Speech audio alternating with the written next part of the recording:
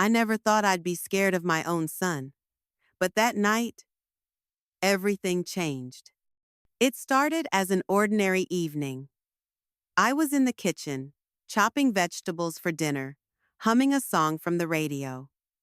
My son, Jason, was in his room quiet, which was unusual for him. He's 16, full of energy, always bouncing from one thing to another. But that night, something felt off. It was the kind of silence that crawls up your spine and tells you something isn't right. I called out to him, but there was no response. I walked to his room, knocked once, then twice. Still no answer. I pushed the door open and found it empty. His window was slightly open, the curtains swaying in the breeze. My heart dropped. Jason had never snuck out before. Sure, we argued sometimes, what parent and teenager don't. But he knew the rules. He knew boundaries. I tried calling his phone, but it went straight to voicemail. Panic crept in. It wasn't like him to vanish. I waited, hoping he'd walk through the door any minute, maybe with an excuse or some dumb story about his friend's house. But hours passed. Midnight turned to 2 a.m. My thoughts grew darker by the second. Then, just as I was about to call the police, I heard the front door creak open. Jason walked in slowly, eyes low, shirt wrinkled, hands clenched. Something about him was different, colder. Before I could say a word, he looked up at me and said something I'll never forget. "Don't ask where I was." That sentence, that tone, it wasn't my son. It was someone else entirely. And that was the moment I knew. Jason had crossed a line that night. A line I didn't even know existed. But I had no idea just how deep this boundary breach would go. The days after that night were filled with unease. Jason avoided eye contact.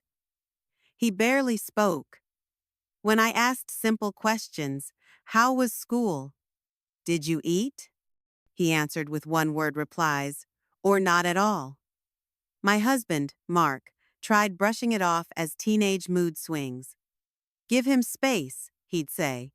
But this wasn't just teenage angst. It was something else. Something heavier. Jason started locking his door, something he never did before. I'd hear whispers, at night nine-sided conversations through the wall. And when I peeked in while he was at school, I noticed notebooks hidden under his bed. Strange symbols.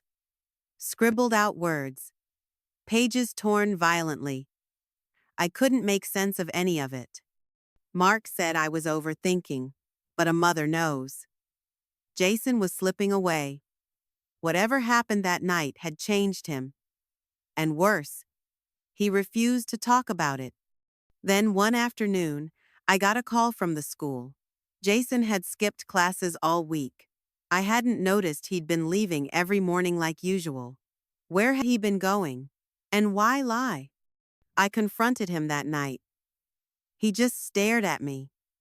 No fear, no guilt, just cold indifference. "You don't understand," he muttered. "You never will."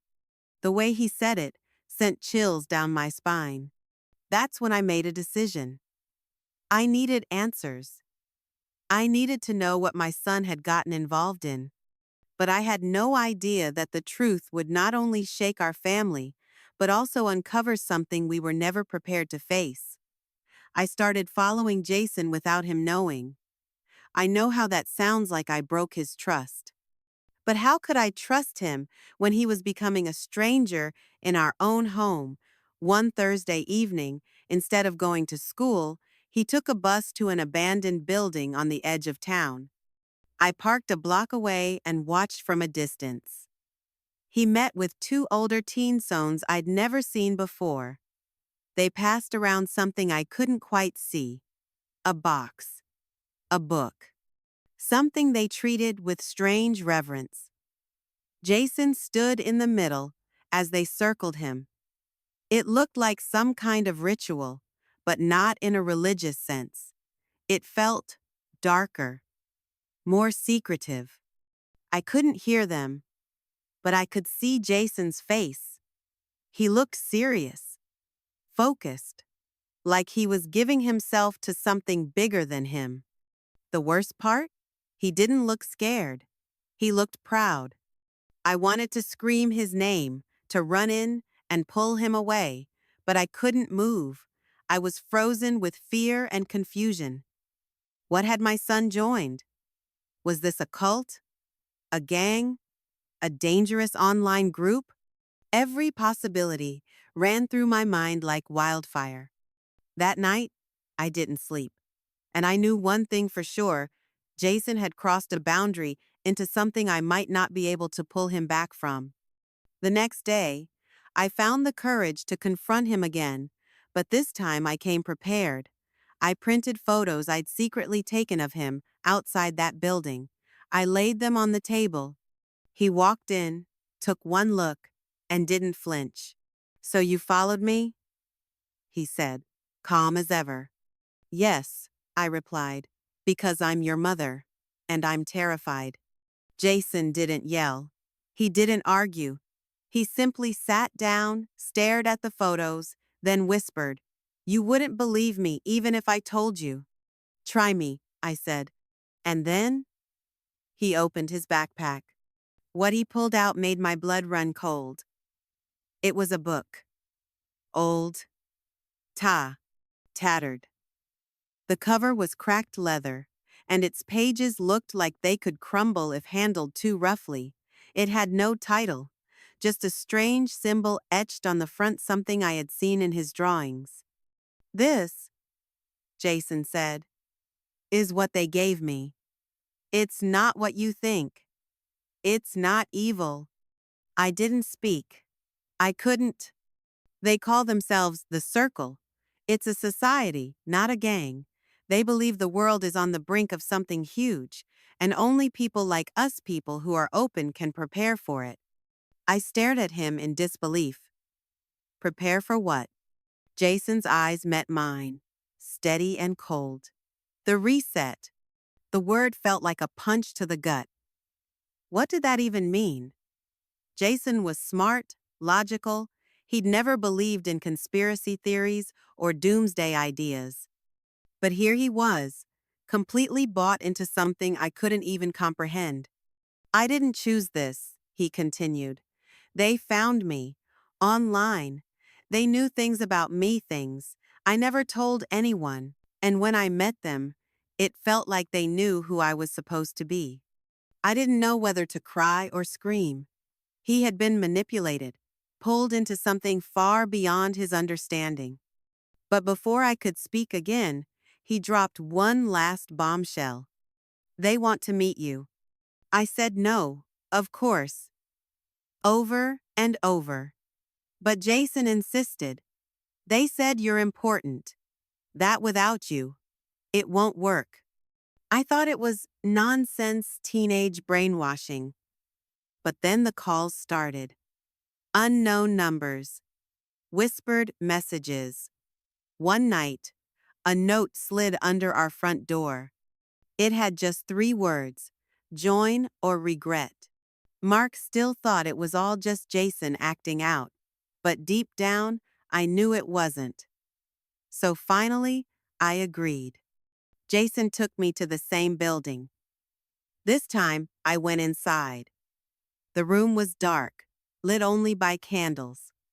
A group stood in a circle, faces covered. They welcomed me like they'd been expecting me for years.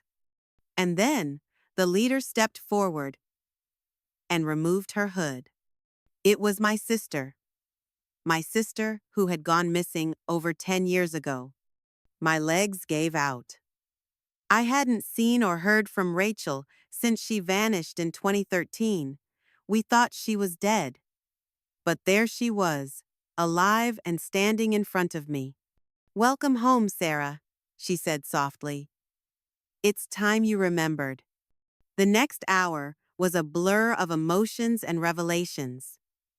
Rachel explained how she joined the circle after surviving something unexplainable. She believed our family had a legacy tied to protecting knowledge, something ancient, hidden. I didn't believe all of it, but part of me, a part I'd buried for years, remembered the stories our grandmother used to tell, stories we laughed off as fairy tales. I begged her to let Jason go, to let him live a normal life. But she shook her head. He chose this, just like I did. In the end, I made a choice. I walked away. I took Jason with me. I burned the book, changed our numbers, moved to another city. And slowly, Jason came back to Mimi real son, not the version they tried to mold. But some nights, he still draws those symbols. Some mornings, I find a candle burning with no explanation.